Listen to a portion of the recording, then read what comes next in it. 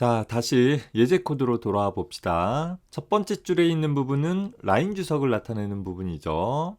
자, 그리고 두 번째 줄에 샵 include라는 헤더를 포함하는 부분은 아직 설명을 안 했어요. 자, 네 번째 줄에 있는 것은 메인 함수의 정의 부분이고, 함수 호출 시 인수를 전달받지 않고 하나의 반환값을 정수로 갖는다라는 표현이 되어지죠. 메인 함수의 몸체 부분은 다섯 번째 줄부터 14번째 줄까지 되는데, 현재 메인 함수의 반환값이 정수를 반환해줘야 되기 때문에 13번째 줄에서 return 0이라는 표현을 통해서 하나의 정수를 반환해주고 있는 구문이 되어집니다. 더불어서 이렇게 필요한 변수들은 언제든지 하나의 함수 내부에서 내가 원하는 시점에서 정의해서 사용할 수 있다라는 점 살펴볼 수 있고, 구체적으로 어떻게 출력하느냐에 대한 부분들은 사실 우리가 처음 C++ 프로그래밍을 배우는 단계에서 어떻게 화면을 컨트롤하는지 등등에 대한 복잡한 내용들을 직접 프로그래밍할 필요 없이 보통 표준 라이브러리를 통해서 기본적으로 제공받는 모듈을 통해 처리를 하게 될 것이에요. C 언어 같은 경우에서 보면 stdio.h라는 헤더를 포함했을 때 사용을 할 수 있는 printf라는 함수를 통해서 처리했었던 거잖아요. 마찬가지로 C++에서는 이런 부분들을 처리하기 위해서 iostream이라는 헤더를 포함하고 있다라는 것입니다. 자, 이 부분에 대해서 살펴보도록 해봅시다. 소스코드 상단에 가보면 보통 샵 include라는 구문을 갖고 있음으로써 현재 소스코드에서 기술되지 않는 외부 라이브러리 혹은 외부 소스코드에 있는 어떤 정보들을 가져와서 컴파일 타임 때 참조할 수 있도록 해줄 수 있는 헤더 삽입 구문들을 포함하고 있을 거예요. 보통 컴파일러에 의해 특정 헤더 파일에 매핑되어질 수 있는 어떤 식별자를 지정을 해주게 되어지는데, C 언어의 헤더와 달리 C++의 표준 헤더의 경우에는 헤더 파일을 나타낸다라는 의미의 확장자 .h를 따로 기술하지 않는다라는 특징을 갖고 있습니다. 현재 우리 앞에서 보면 iostream.h가 아니라 그저 iostream이라는 헤더를 명시를 하고 있죠. 사실 C++ 언어 초창기에는 C 언어에서와 마찬가지로 iostream.h라는 표현을 사용했던 적이 있었어요. 그런데 표준화 작업을 거치면서 .h라는 방법을 기술하는 것은 C++의 표준 헤더 형식이 아닌 형태로 바뀌어지게 되었어요. 더불어서 이렇게 기술되어진 라이브러리 모듈들은 기본적으로 표준 네임스페이스가 명시하는 영역으로 가져와지게 되어져요. 네임스페이스라는 것이 이름 공간이다 라고 했었죠. 뒤에 가서 다시 다루겠는데, 표준적으로 사용되어질 수 있는 이름으로 분류되어진다 정도 기억을 해두고 일단 넘어갑시다.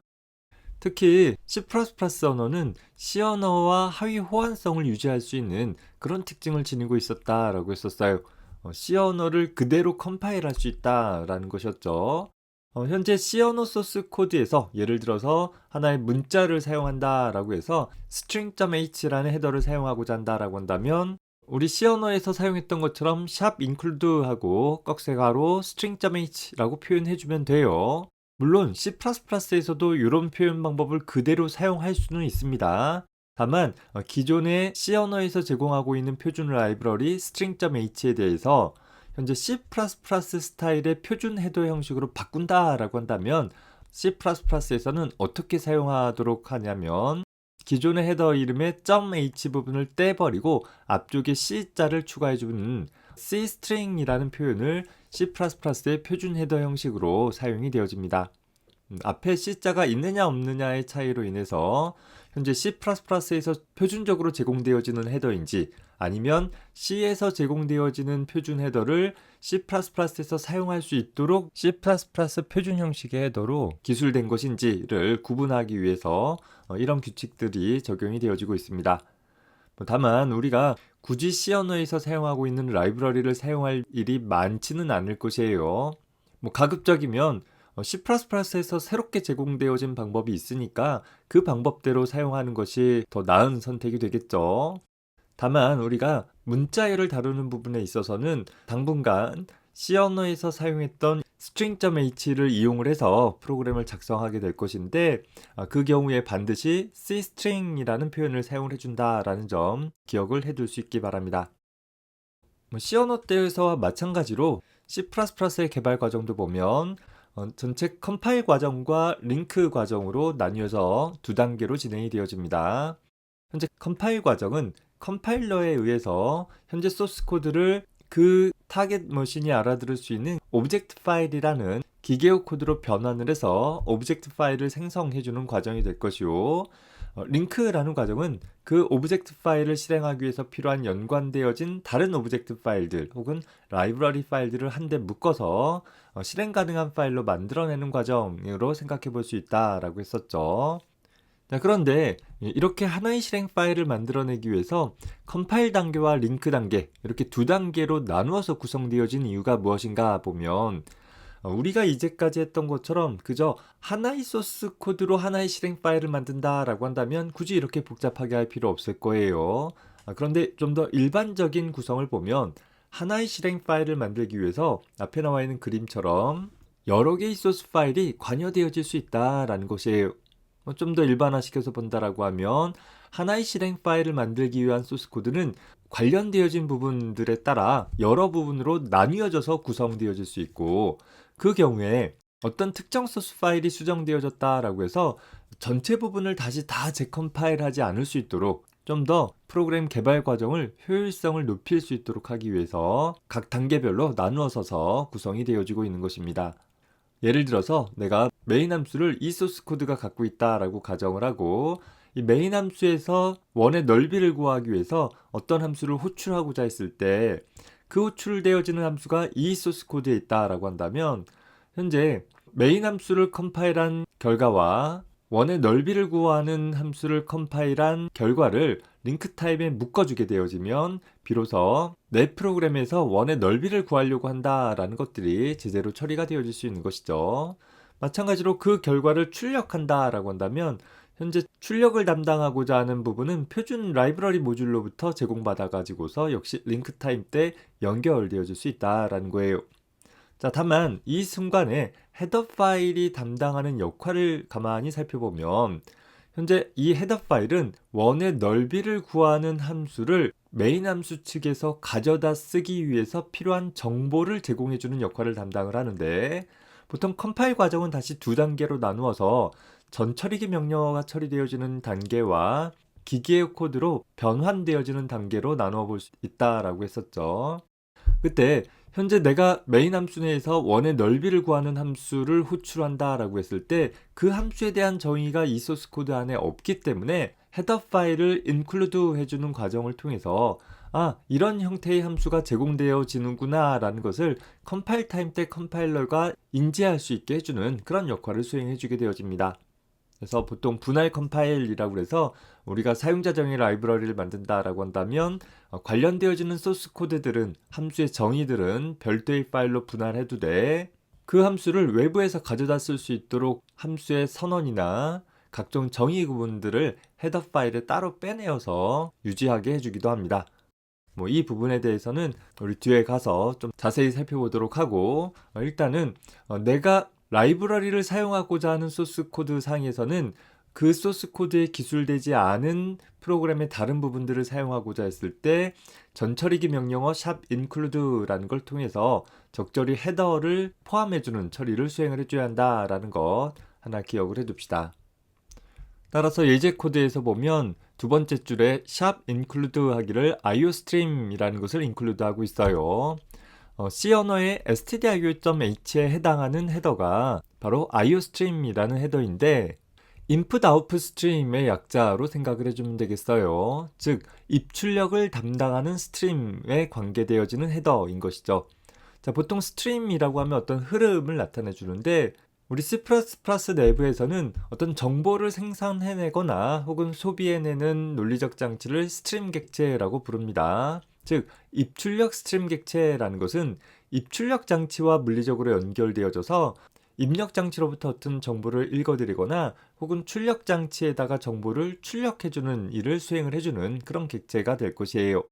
다만 좀 표준화되어진 형태의 객체로 만들어 두었기 때문에 실제 사용되어지는 입출력 장치가 다르다 하더라도 프로그래머 입장에서는 동일한 방식으로 일관되게 사용할 수 있도록 제공을 해주고 있습니다. 그래서 iostream이라는 헤더를 통해서는 내부적으로 입력을 담당하는 인풋스트림 클래스와 출력을 담당하는 아웃풋스트림 클래스 객체에 대해서 사용할 수 있도록 포함을 해주고 있어요. 따라서 우리가 소스 코드 상에서 iostream이라는 헤더를 인클루드 하도록 한다라고 한다면 실제 이 소스 코드가 컴파일의 첫 번째 단계인 전처리기 단계에 의해서 이 샵으로 기술되어지는 부분들이 먼저 처리되는 일들이 일어나잖아요. 다시 말해서 이 소스 코드에 샵 include iostream이라는 이 구문 자리에는 실제 iostream이라는 헤더 파일의 내용이 대체 삽입이 되어지는데 공교롭게도 iostream이라는 헤더 파일 안에는 다시 istream이라는 헤더를, 또 istream 헤더 안에는 ostream, 또 ostream 헤더 안에는 ios 등등 여러 개의 다른 헤더들을 순차적으로 include 하는 구문들을 포함을 하고 있어요.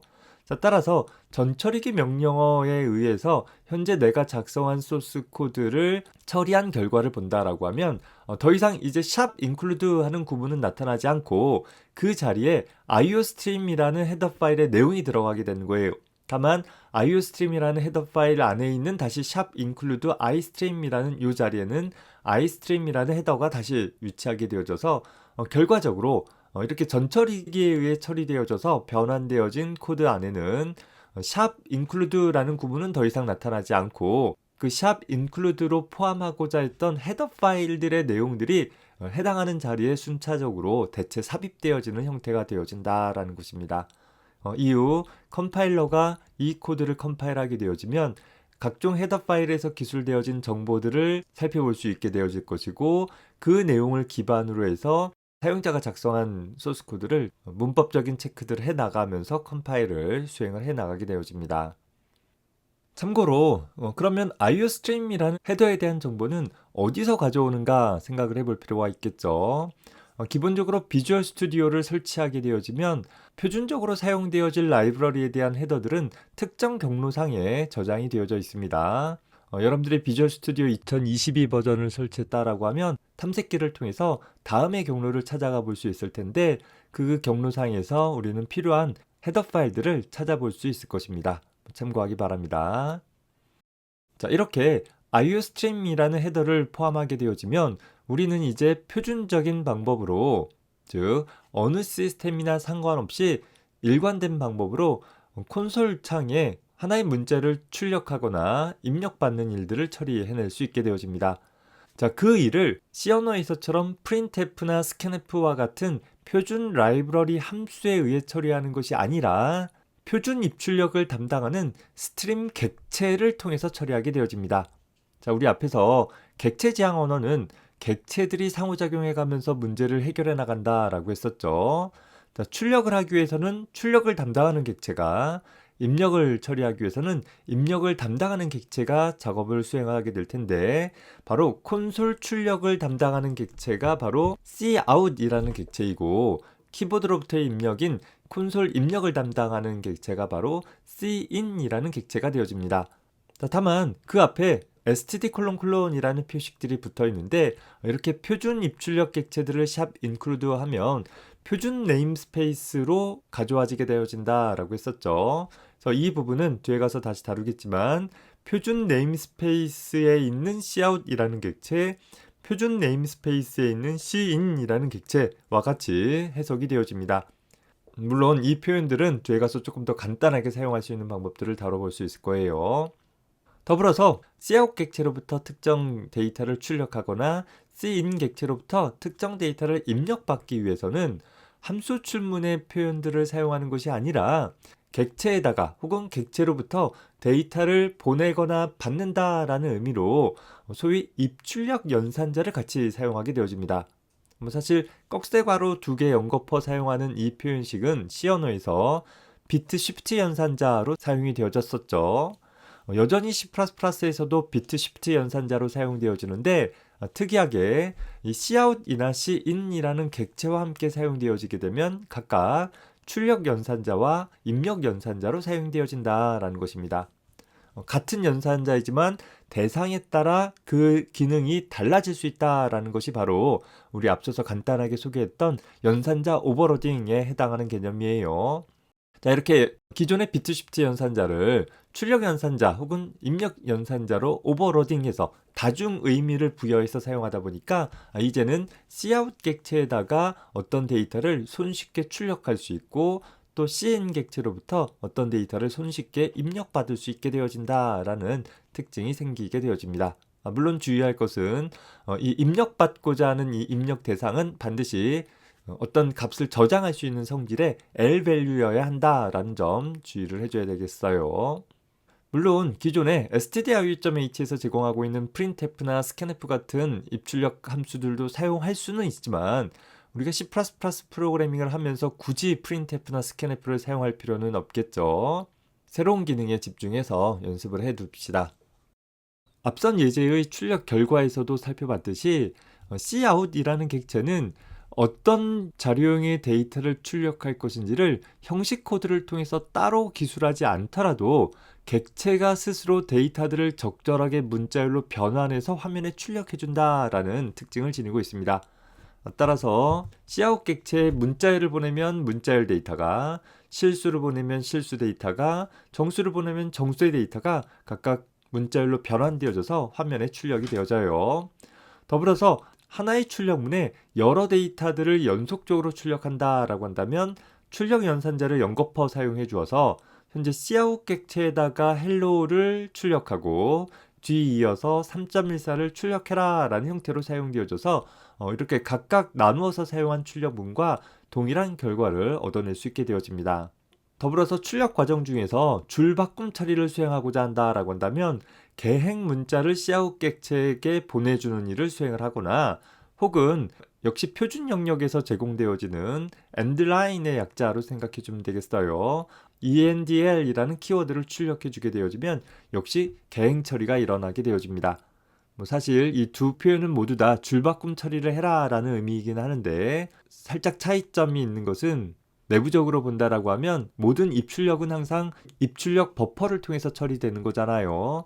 그저 개행 문자를 출력해라 라고 하면 출력 버퍼상에 개행 문자를 집어넣는 것에 끝나지만 endl을 출력해라 라고 하면 개행 문자를 출력 버퍼에 집어넣고 출력 버퍼를 강제로 비워주는, 즉 출력을 즉각적으로 수행하게 되는 그런 처리까지 일어나게 되어집니다. 다만 우리 수준에서 보면 내가 출력하고자 하는 내용들은 거의 즉각적으로 출력이 되어지기 때문에 가시적으로는 큰 차이가 없어 보일 수 있습니다. 자, 다시 돌아와서 살펴보면 두 번째 줄은 출력을 수행을 하는 cout 객체를 사용을 하기 위해서 iostream이라는 헤더를 기술하고 있는 부분인 것이죠.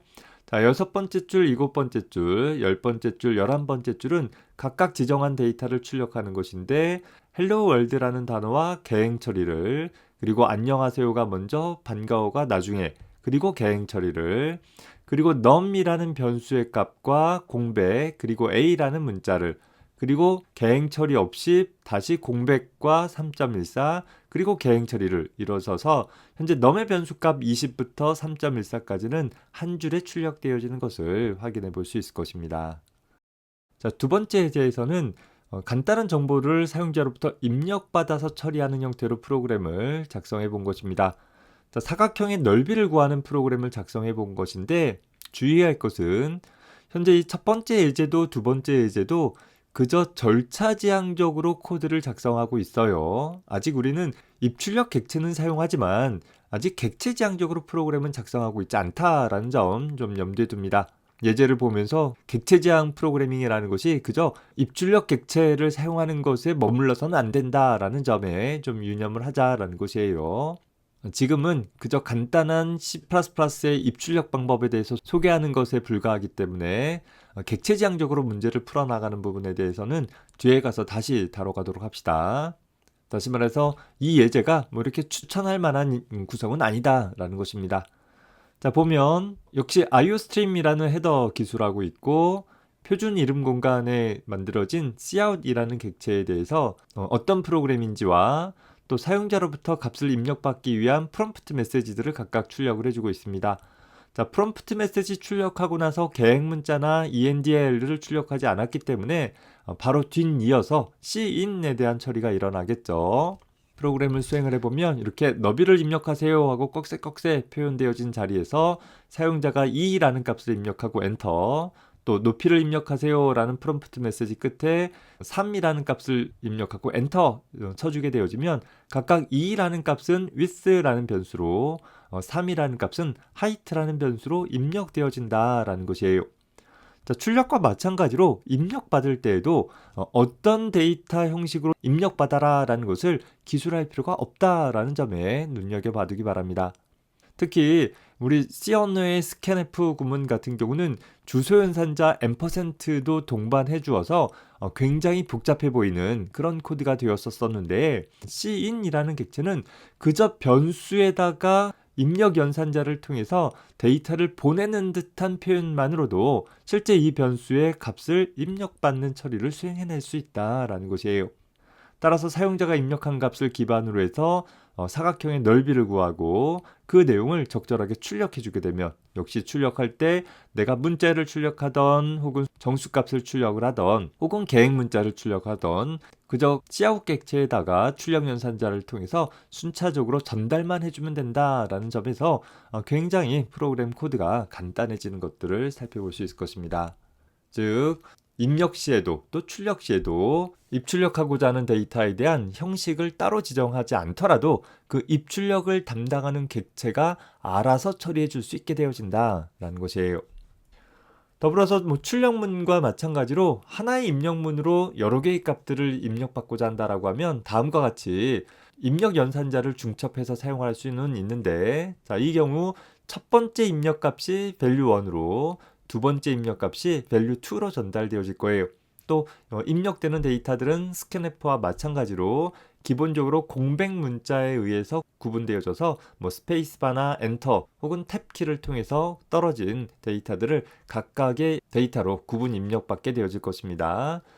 다만 입력받는 내용들이 문자열이다 라고 한다면, 문자열을 저장하기 위해서는 C 언어와 C++ 모두 다 기본적으로 캐릭터 배열로 문자열을 저장하도록 하고 있어요. 따라서 C++에서도 문자열은 널 문자로 끝나는 문자 배열로 기본적으로 사용되어지기 때문에 앞의 예시와 같이 100개짜리 배열을 만들었다라고 하면 최대 99개의 길이를 갖는 문자열을 이곳에 저장할 수 있게 되는 것이고, 그 일을 하기 위해서 다음과 같이 구문을 작성해 주면 되는 것이에요.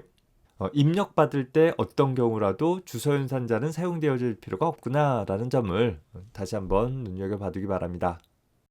참고로 11.1절에 가보면 콘솔 입력을 통한 과정들이 입력 버퍼를 통해서 어떻게 처리되어지는지가 조금 더 자세히 나와 있기도 합니다. 그 부분을 먼저 간단히 살펴보면, 사용자가 키보드로부터 입력한 내용들은 기본적으로 입력 버퍼 상에 순차적으로 쌓이게 되어지고 그걸 프로그램이 순차적으로 읽어가는 형태를 취한다라고 했었죠. 따라서 사용자가 입력하다가 엔터 키를 입력하기 전에 백스페이스 같은 키를 눌러서 수정하게 되어지면 그 수정된 내용들이 모두 반영이 되어지는 것이고, 비로소 엔터 키를 입력했을 때 그 입력 버퍼에 저장된 내용들이 프로그램에 전달되어지게 되는 것입니다. 만약에 출력 시 소수점의 자릿수를 제한한다라든가 와 같은 그런 방법들이 필요하다라고 한다면 교재의 11.4절을 좀 살펴보면 될 것이에요. 다만 우리는 그런 디테일한 부분에 대해서는 이번 학기에는 따로 다루지 않을 테니까 여러분들이 각자 적용해 보기 바랍니다.